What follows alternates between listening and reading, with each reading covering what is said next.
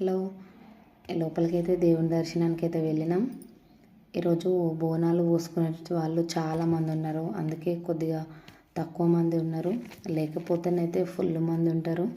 మేమైతే లోపలికి వచ్చి మేమైతే అర్చన అయితే చేయించుకున్నాం.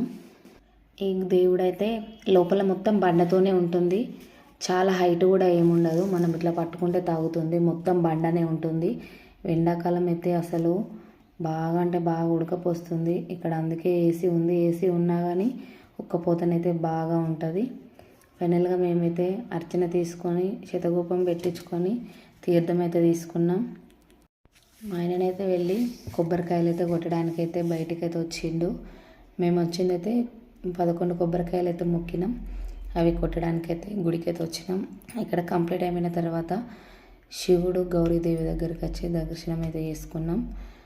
దర్శనం చేసుకొని ఇంటికైతే వచ్చేసాం.